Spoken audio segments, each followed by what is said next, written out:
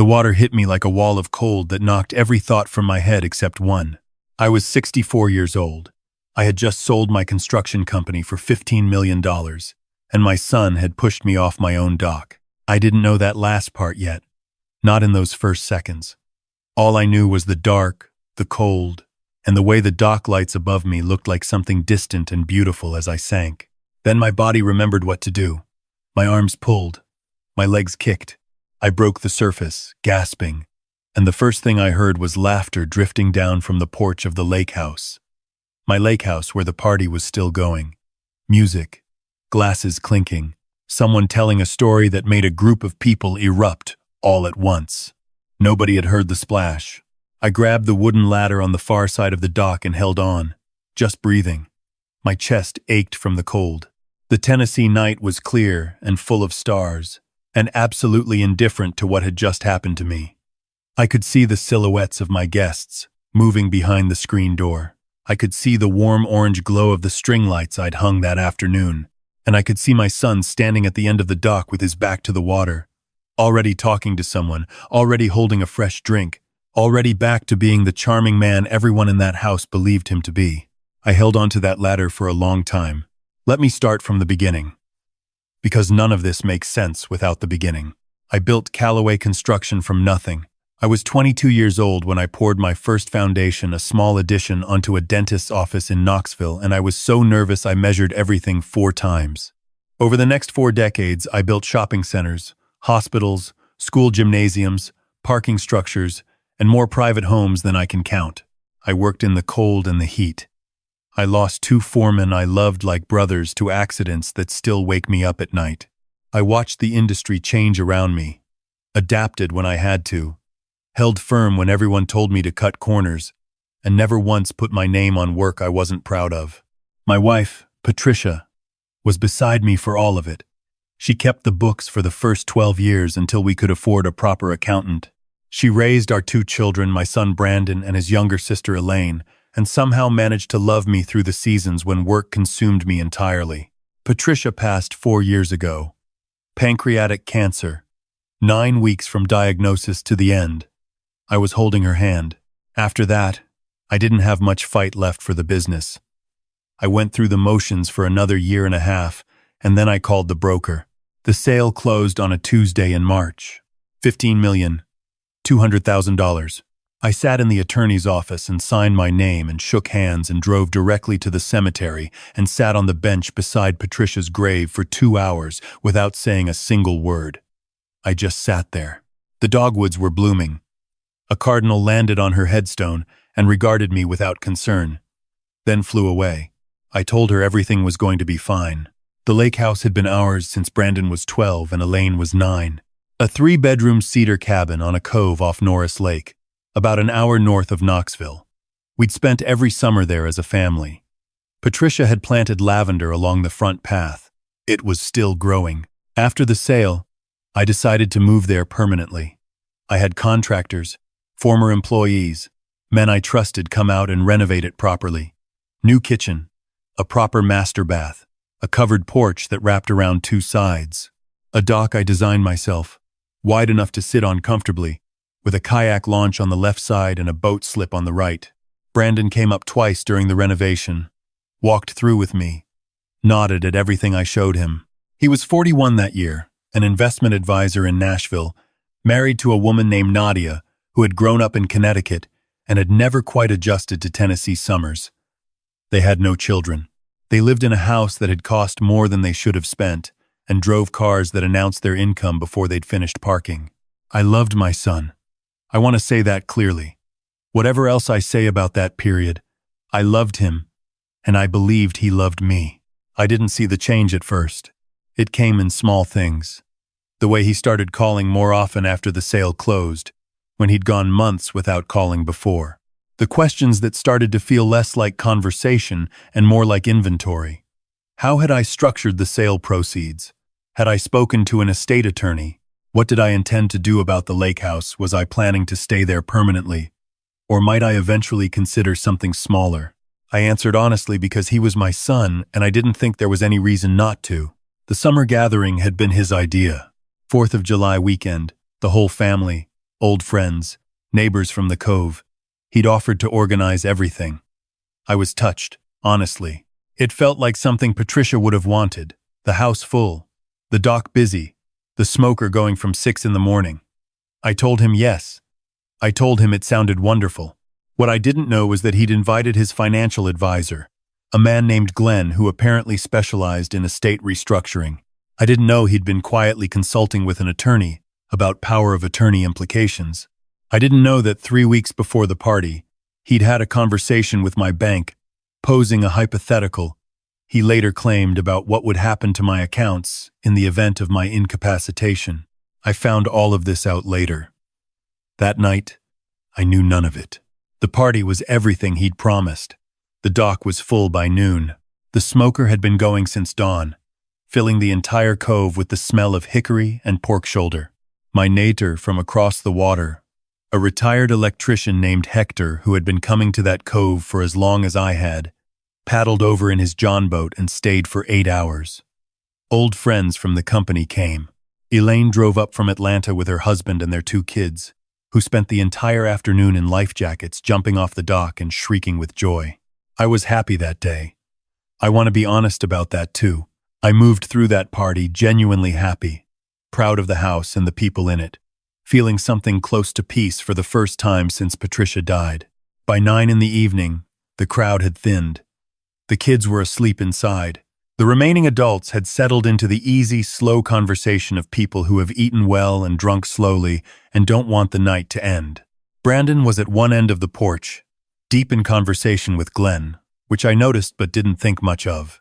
Nadia was inside, cleaning up, which she always did at gatherings, moving quietly and efficiently through the kitchen, a habit I had always respected. I walked out to the end of the dock. I do this every evening I'm at the lake house. Have since I was a young man. The water at night is different from the water during the day, darker, quieter, more honest somehow. I stood at the end and looked out at the cove and thought about Patricia and felt the particular kind of peace that only comes at the end of a genuinely good day. I heard footsteps on the dock behind me. I turned, expecting Hector or one of the old friends come to say goodbye. It was Brandon. He walked out to where I was standing. He put his hand on my shoulder, his left hand on my right shoulder, and for a moment we just stood there together looking at the water. And I thought, this is what I wanted. This is exactly what I wanted from this day. This moment with my son. Then his hand moved. It wasn't a shove. Exactly. It was a push. Deliberate. Two-handed. From behind. Applied to the middle of my back, with enough force to send me off balance and over the edge before I had time to turn or grab anything. I went into the water. He didn't call out. He didn't shout that I'd fallen. Didn't yell for help. I know this because I surfaced quickly, old habit. I spent half my childhood in that lake and looked back at the dock, and he was already walking away. Steady pace. Hands in his pockets. Back toward the house. The cold was deep.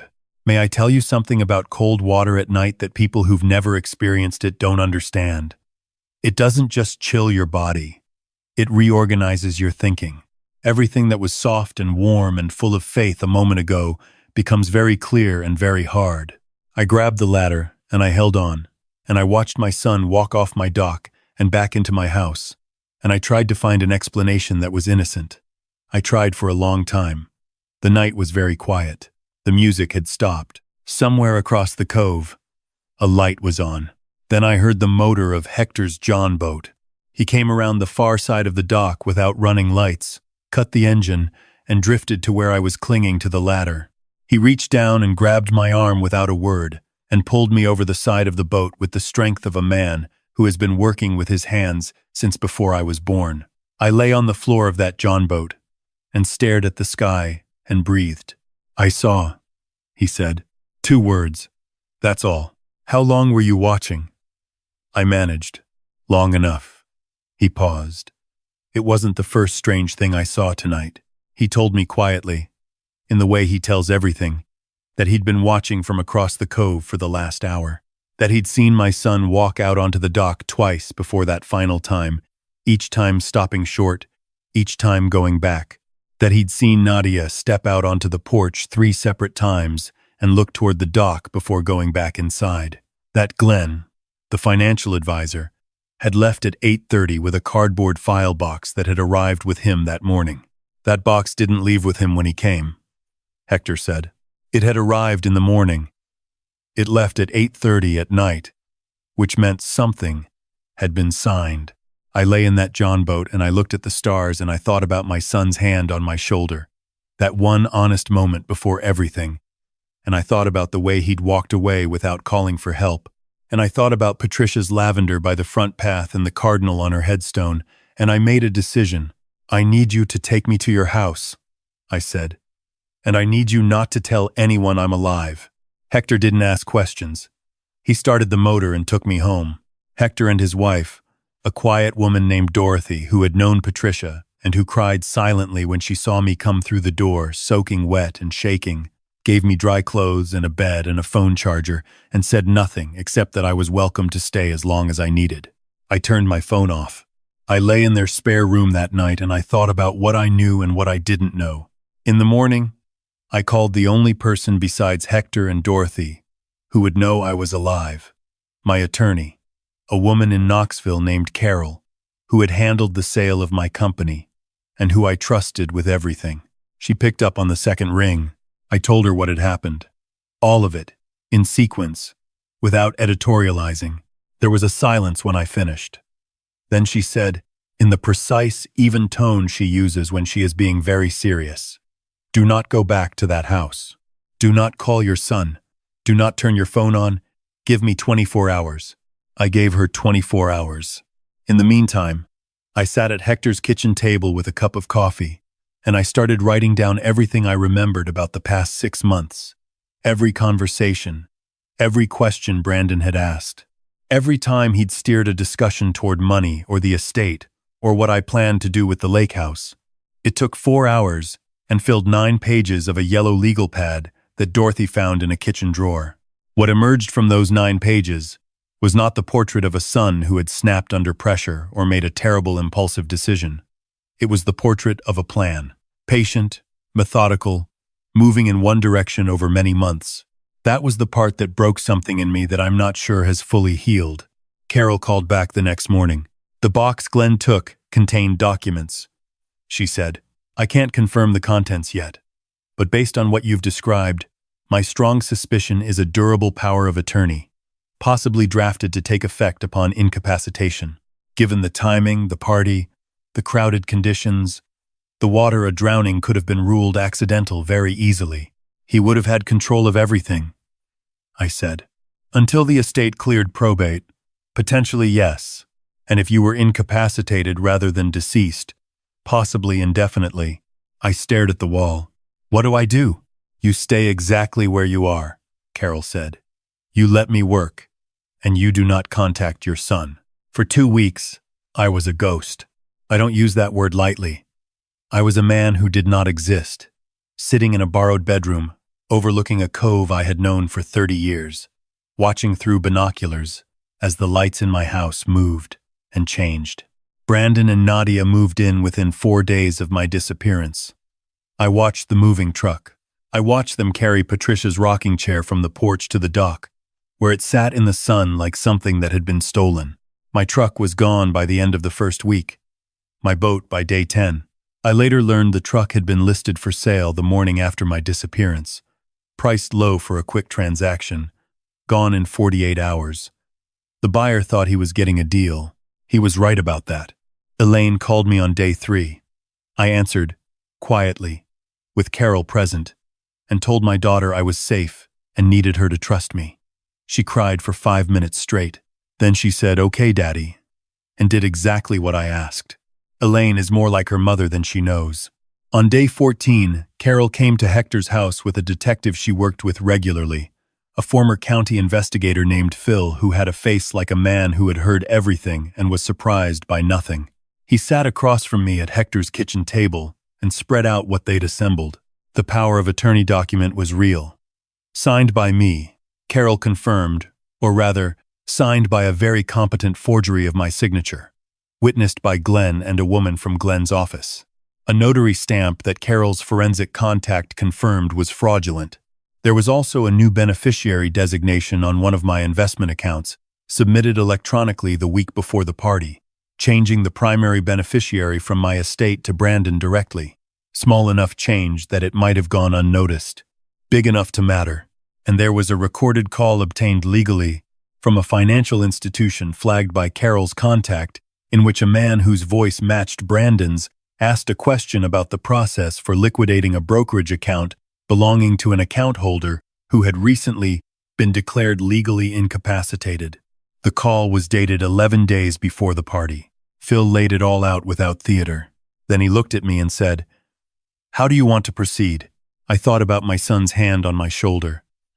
I thought about the dogwoods and the cardinal and the bench by Patricia's grave.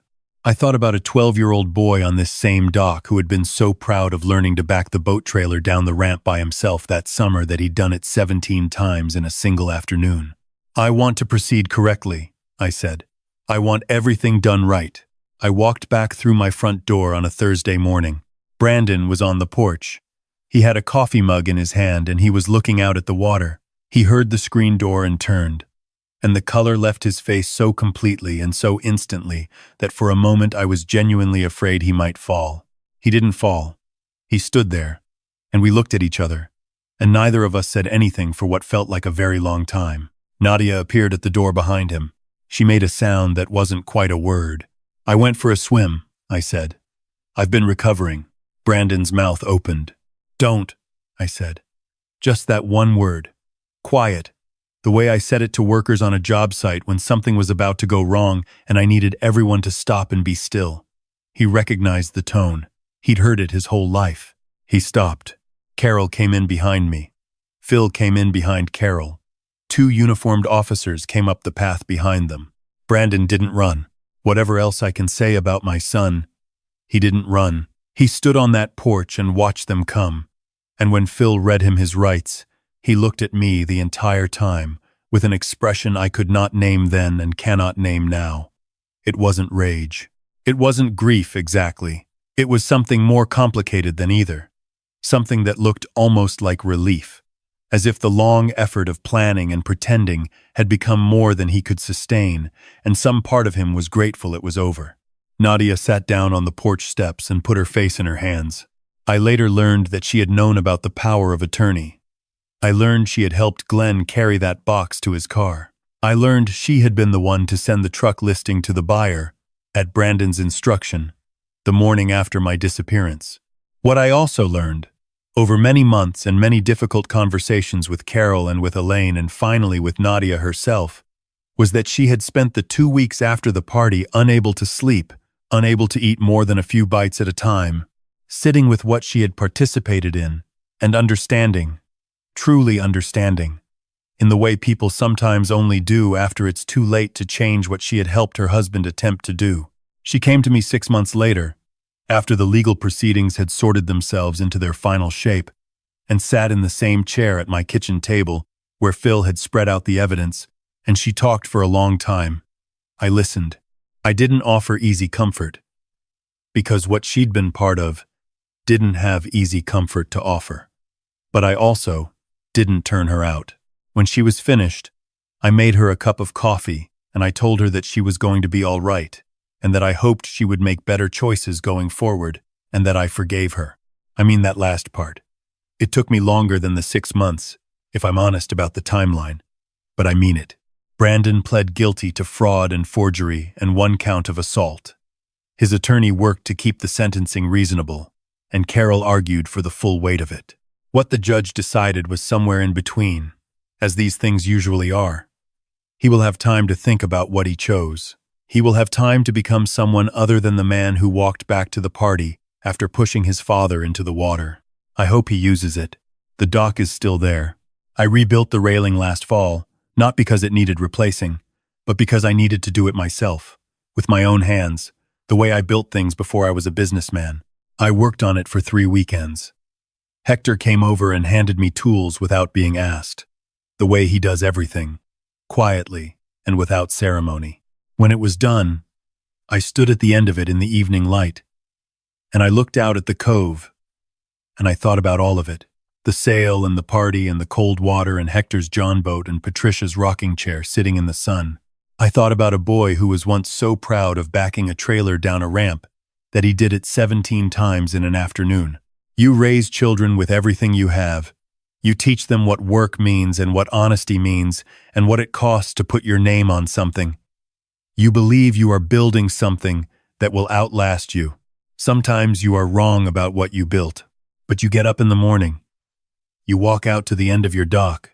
You watch the herons move low over the water in the early light, deliberate and ancient and entirely unconcerned with the smallness of human grief. You decide, again, to stay alive, and you find, slowly, that it isn't a decision you have to keep making. At some point, it just becomes true on its own. The way the lavender by the front path keeps coming back every spring without anyone planting it, because something stubborn and alive was put there a long time ago by someone who loved you, and it simply refuses to stop. I still sit on this dock every evening. I still look out at this water. And some nights, when the light is just right and the cove is still and the only sound is the water moving softly against the pilings beneath my feet, I could almost swear I hear the screen door and footsteps on the porch and the particular sound of my wife's voice calling out to ask if I want anything before she sits down to join me. I always say yes. I always say yes. Come sit with me. It's beautiful out here tonight. You should see it. And then the evening settles in, and I am alone, and I am grateful, and I am still here.